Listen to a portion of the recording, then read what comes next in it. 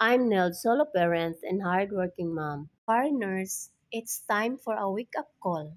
You think you know the Philippines? Think again. What you see on YouTube travel blogs, those beaches, those smiling faces, that's just the highlight reel. But behind that, there's a truth that too many foreigners are ignoring until it's too late. Today, I'm going to tell you the real story, the good, the bad, and the shocking realities foreigners refuse to talk about. From love, lifestyle, scams, to survival, this is the wake up call about the Philippines you didn't know you needed. Let's start with what hooks most foreigners first, the paradise illusion. You land in Manila or Cebu, and instantly you feel like a king. Everyone's smiling. The cost of living is low. You get attention you might not get back home.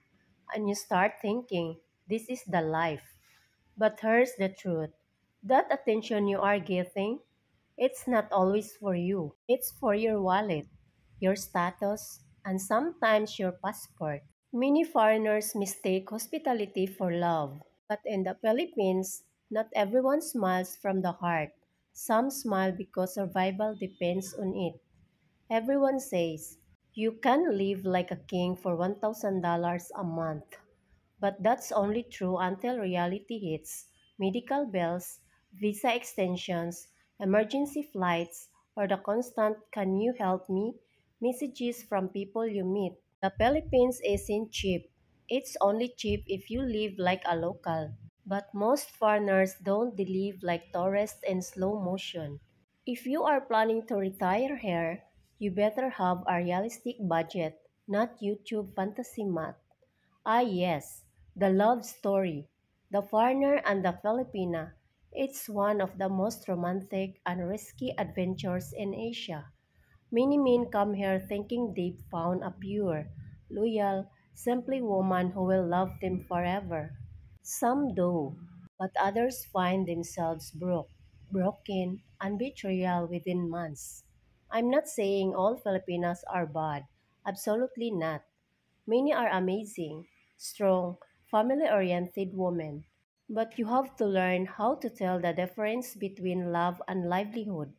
If she loves you too fast, calls you husband after a week, or asks for help before you meet, that's your red flag waving in your face. Let's be real. Some partners ruin it for everyone.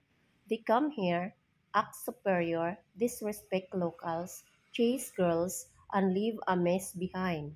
Then wonder why locals treat foreigners with suspicion. If you live in the Philippines, you are not a king, you are a guest.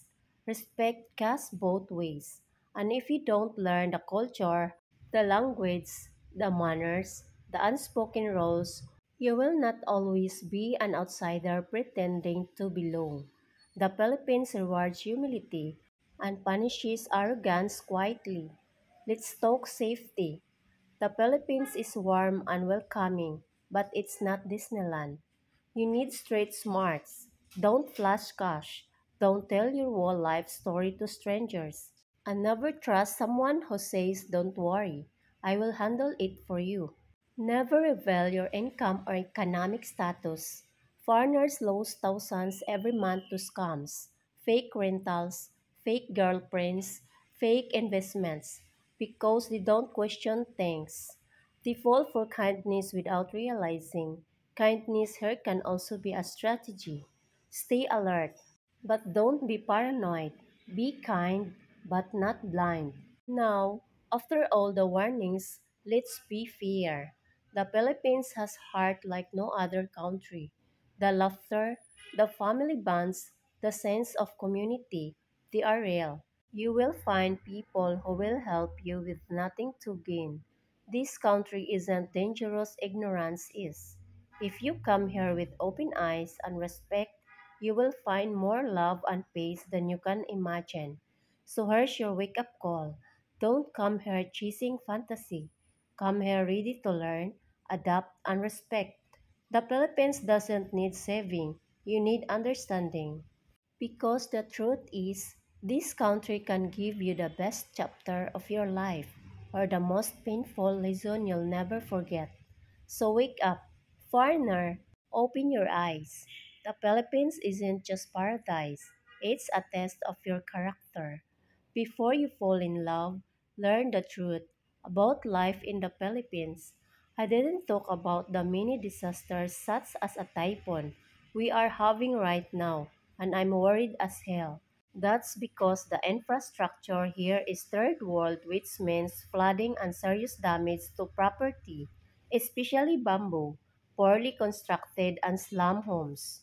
But that's another story for another day. Thank you for subscribing to my channel. I'm Nell, solo parent and hardworking mom.